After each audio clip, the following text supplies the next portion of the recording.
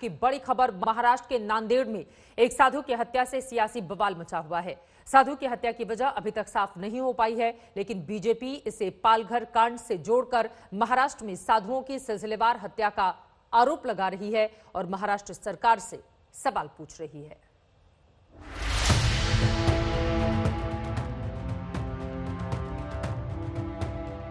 नांदेड़ के 200 साल पुराने निर्वाणी मठ में शनिवार की रात खूनी खेल खेला गया। मठ के साधु रुद्र पशुपति महाराज की मठ के अंदर ही गला रेत कर हत्या कर दी गई। इस हत्या से पूरा इलाका सन्न है, लेकिन हत्या के बाद जो कुछ हुआ वो बेहद चौंकाने वाला है। हत्या के बाद साधु के शव को बाहर ले जाने की कोशिश हुई। हत्यारे ने साधु का शव आश्रम की ही कार में डाला, लेकिन कार आश्रम के गेट में फंस गई। सेवादारों के जागने के बाद हत्यारा कार और शव छोड़कर भाग गया। अगली सुबह आश्रम से थोड़ी दूर एक और शव मिला। पुलिस के मुताबिक दूसरा मृतक आरोपी का साथी है। के यहाँ पर एक मठाधिपति महाराज और उनके साथ एक व्यक्ति भगवान रामराव शिंदे चिंचलाकर, ये दोनों का खून किया गया है। तो वो खूनी व्यक्ति को पकड़कर जल्दी उसको फांसी देने की कृपा करे, ही हमारी गांव तरफ से विनती है। वारदात के पीछे आरोपी का मकसद क्या था, वजह क्या थी, ये तो अभी तक पुलिस को नहीं मालूम, लेकिन इतना तय है कि वो साधु का परिचित था, क्योंकि आश्रम का दरवाजा तोड़ा नहीं गया बल्कि अंदर से खोला गया था। इलाके के लोगों का कहना है कि साईनाथ नाम का आरोपी पहले भी कई वारदातों का आरोपी है।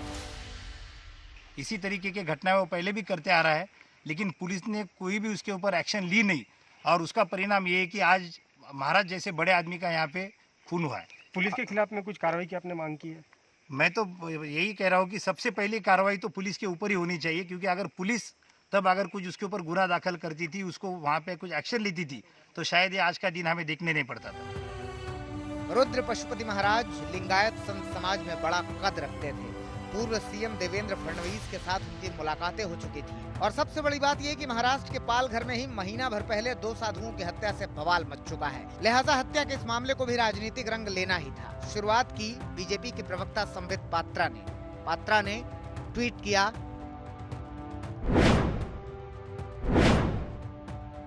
महाराष्ट्र के नांदेड़ में 2 और साधुओं की गला रेतकर निर्मम हत्या। गत 1 महीने के अंतराल में ये दूसरी बार साधुओं की हत्या हो चुकी है। पहली हत्या को सरकार ने अफवाह कह के करार दे दिया। समूचे देश की और संतों की मांग थी सीबीआई को सरकार जांच सौंपे, पर महाराष्ट्र सरकार ने अब तक नहीं किया। अब 1 महीने में दूसरे साधु की हत्या होती है। ये हो क्या रहा है महाराष्ट्र में? उधर अपनी ही पार्टी से खफा माने जा रहे कांग्रेस नेता संजय निरुपम ने तो साधु की हत्या को लेकर सीधे साजिश का आरोप लगा दिया।